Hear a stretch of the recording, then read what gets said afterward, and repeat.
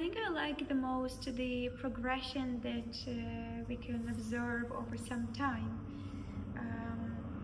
So I think that's the most exciting for me to see how the initial dynamic develops later into this very touching and tender and heart-to-heart connection with the people who join and those who come to support or help. Prasmingiausia buvo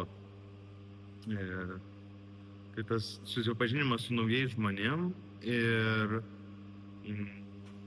savo supratimo, suvokimo, savo galimybių didesnis, iš menės pusės, toks praplėtimas suvokimo. Tai turbūt vienas iš svarbiausių elementų, kurį labiausiai vertinu, tai yra bendrystė. Tai iš esmės, kuriant spektaklį, vis tiek tenka kitus pažinti kaip žmonės, kaip aktorius. Vis tiek, kadangi yra žmonių turinčių, nepavadinčiau negalią, bet pavadinčiau turbūt, kad tam tikrų ypatumų, tai padeda tiesiog irgi buvimas kartu, vieną ar kitą tą žmogaus ypatumą padeda irgi geriau pažinti, susipažinti, praplėsti akiratį ir tuo pačiu turbūt padeda tam tikrą prasme kažkur tai save irgi padėti tarp visų kitų, tiesiog atrast kažkokią tai vietą ir suprast, kad aš esu čia. Netikėtumas, kuris pasireiškia kiekvieną sykį, kiekvienu momentu ir tas žavi ir jungia. Nėra dalykų, kurie man nepatinka čia. Man iš vis labai čia patinka dalyvauti, nes aš vis kuo toliau tuo labiau pažįstu kiekvieną žmogų. Su juo galiu kiekvieną dieną kitom temom kalbėti ir kitaip kūnai veikia, vis tiek su kiekvienu susiliečiu kiekvieną dieną ir man tas labai patinka. Man labai patinka dirbti komandoje. Labai patinka tiesiog atsidurti tokiai terpei, kur tikrai visi yra labai skirtingi dėl savo tų negalių, bet iš tiesų kaip tik super galių. Ir tiesiog išlįsti iš to savo gal socialinio burbulo, tiek profesinio, tiek gyvenimiško ir pabūti su tais kitokiais žmonėmis, kurie iš tiesų yra, gal kartais atrodo yra tas toks tarpas tarp mūsų, nes mes tiesiog nesusitinkame, bet tai yra šis procesas, šis spektaklis yra ta erdvė, kur mes galim susitikti ir tiesiog būti kartu ir priimti vienas kitą toks, koks yra. Aš net ir savo pamatau kažkokių negalių ar trūkumų ir panašiai. Ir tiesiog būti toje bendrystėje. Ir man tai gal didžiausias, ką aš išsinešu iš šito projekto, tai yra tai, kad aš turiu draugų, kurie kažkas nemato, kažkas sėdi vežimėlyje ir jie tikrai tampa labai artimi mano žmonės. Ir kitomis aplinkybėmis aš gal jau net nesutikčiau ir nesusipažinčiau.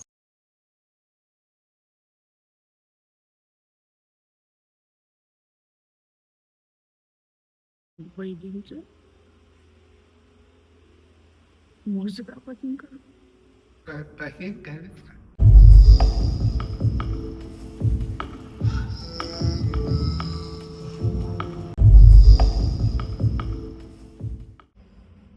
Pati pradžia buvo sunki.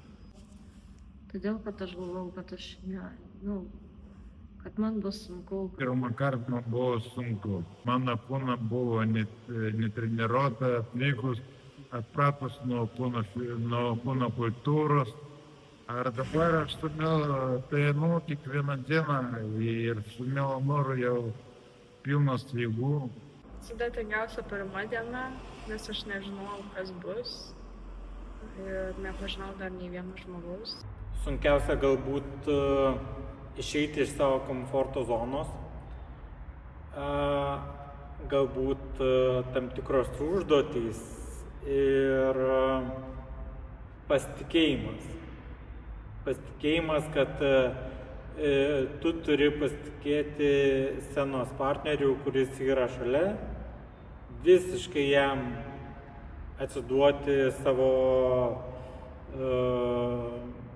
viskom ir nebijoti tai, kas įvyks, ir atiduoti taip pat visą save.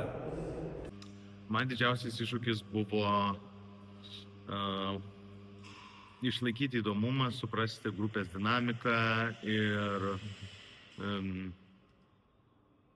būti toj roliai, siūlant kažkokius pratimus ar kažkokias užduotis ir išlaikant visų dėmesį. The hardest, the most challenging thing is to let go inner ambitions and like self-imposed expectations. Tai kadangi šitam jau antrame pastatyme mūsų gretos padidėjo, žmonių skaičius išaugo, kas yra labai gerai, bet to pačiu repeticijų metu atsiranda tokia papildoma chaosėlio ir aš jaučiu tokią atsakomybę, kad aš turiu gal taip visus taip pamatyti, ne tai kad prižiūrėti, bet taip padėti jiems orientuotis.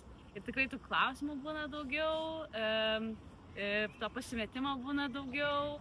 Tai jo, gal tokio išbūti dabar ir čia ir susikoncentruoti repeticijos metu.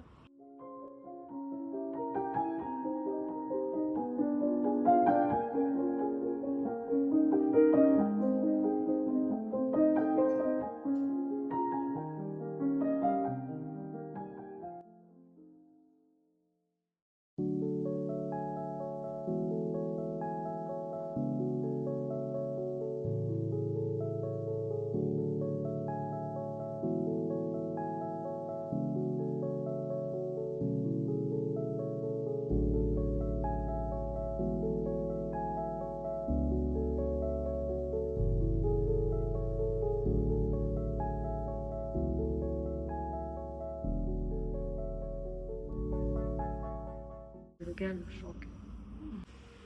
Reikės išmokti. Šokti. Žodžiu, viską išmokau. Atradau save truputį kitokią. Aš matau tiesų tokių staigių judesių, o čia mane išmokė. Neišmokė, dar tvirtai nesu pasiryžus, bet va tokių gražių viską ir man labai patiko, kad išmokau tų tokių švelnių, laukiančių judesių. Išmokau naujų choreografijos elementų. Aš tikrai išmokau kantrybės, supratingumo ir visai kitaip matyti pasaulį iš skulptūrinės pusės, iš kūno pusės. Šiaip vėlgi spektaklio ar tai performanso kažkoks kūrimas, jisai leidžia šiek tiek irgi išeiti iš komforto zonos. Kai esi šokėjas, tai tu esi pratęs laiką gauti geriausią rezultatą, kad jei yra kažkoks pakilimas, tai jį būtinai turim padaryti ir jį turim padaryti tik taip ir ne kitaip. Bet kai tu susiduri su žmogum, kuris neturi nei tų pagrindų ir gal net jis mąsto kitaip ir jaučia savo kūną kitaip, tai tiesiog į tą užduotį pažiūrėti per daug perspektyvų ir galbūt siekti ne to tobulo rezultato, bet to rezultato, kuris yra geriausias čia ir dabar ir geriausias tam kūnui ir kaip tada mūsų kūnai gali sukurti kažką visiškai naujo, tokio, kur tu išeini iš savo dėžutės taisyklių ir atrandi visą laiką kažką naujo. Every day here in this project I learn something new about communication, about about human.